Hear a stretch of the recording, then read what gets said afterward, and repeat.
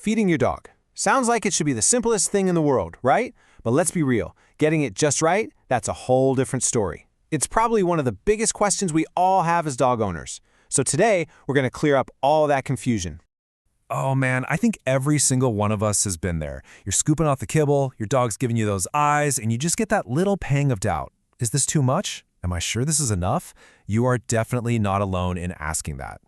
And this right here is probably the single most important thing you're going to hear today. The real answer isn't printed on the side of that giant bag of food. It's your dog. The bag gives you a hint, but the real expert, well, it's your dog. And we're going to learn how to speak their language, how to read all their signs. So, here's what we've got on tap. First, we'll break down the daily feeding puzzle.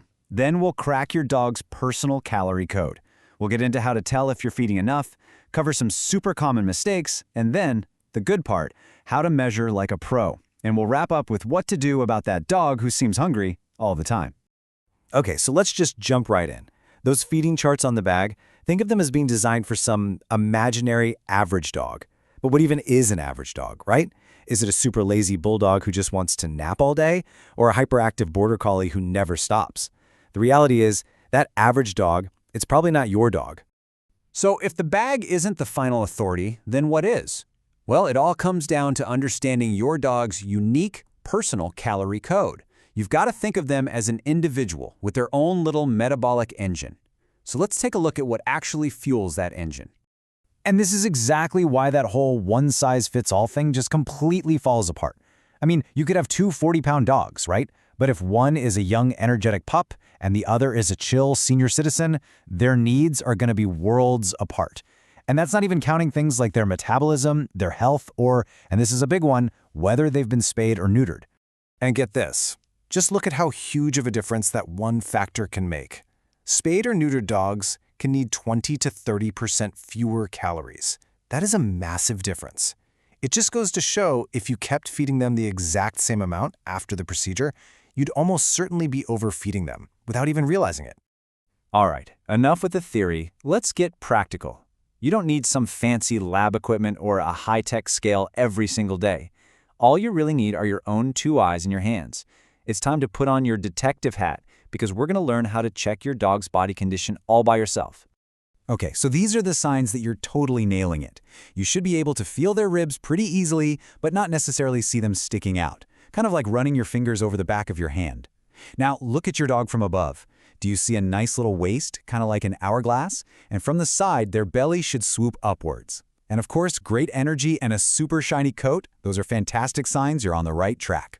And on the flip side, here are the red flags to watch out for.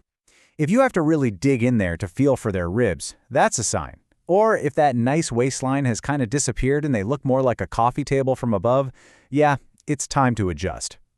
A big drop in energy or just seeing them get noticeably heavier or lighter over a few weeks, those are your signals that it's time to recalculate their portions.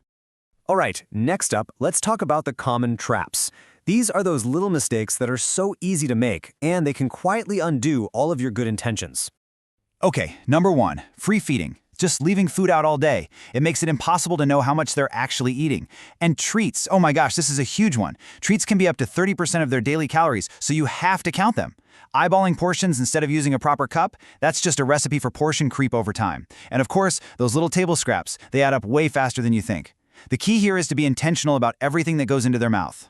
Okay, so now for the main event. Let's get to the how. I'm going to walk you through a super simple, step-by-step way to figure out the perfect portion. No more guesswork, I promise. But first, and this is so important, we have to say it one more time.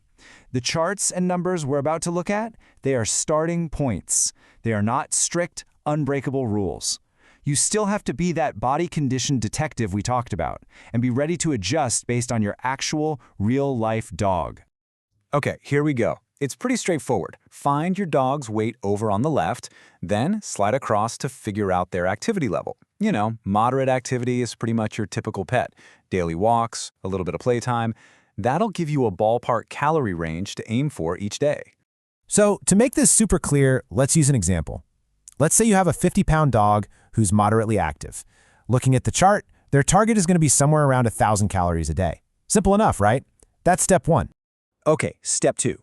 Go grab your bag of dog food. Right now. Go on. You're going to look for the nutritional info, and somewhere on there it will tell you how many calories, or they might call them KCLs, are in 1 cup of that food. And you really have to check your specific bag, because this number can be wildly different from brand to brand. And now for the easy part, the math. We need 1,000 calories. The food has 400 calories per cup. So you just divide 1,000 by 400, and what do you get? 2.5 cups per day. And remember, that's the total for the whole day. So you're going to split that into 1.25 cups for breakfast and 1.25 for dinner. Done. So here it is, your new daily routine, all laid out. 1, use a standard measuring cup, not just any old scoop. 2, check the calories per cup on your specific bag. 3, do that quick division. 4, split it into 2 meals. 5, this is key, subtract calories for any treats you give. And number 6, the most important step, weigh your dog once a month to see if you need to tweak anything. That's it. That's your feedback loop for getting it perfect. But what about the dog that does the whole "I'm starving" act? You know the one. You've measured perfectly, but they're still following you around with those sad puppy eyes. It's a super common problem, and believe it or not, the answer usually isn't just more food. So why do they do that? Well, there are a few usual suspects. Some breeds, honestly, are just wired to have a crazy appetite. Sometimes they just scarf their food down so fast, their brain hasn't even had a chance to realize their stomach is full. And a lot of the time, and I mean a lot, what we think is hunger is actually just plain old boredom. So before you start adding more kibble, try some of these tricks first. A slow feeder bowl is a game changer. It forces them to take their time. You can also toss in a handful of low-cal green beans to add some bulk and fiber. More exercise and puzzle toys are the ultimate cure for boredom. And sometimes even just splitting their daily amount into 3 smaller meals can make them feel more full all day long. So when it comes right down to it, what's in that bowl is only one piece of the puzzle. The real secret, the real key to getting it right, is to stop focusing only on the food and start really paying attention to your dog, their body, their energy, their behavior. That's where the real story is being told. The question is, are you reading it?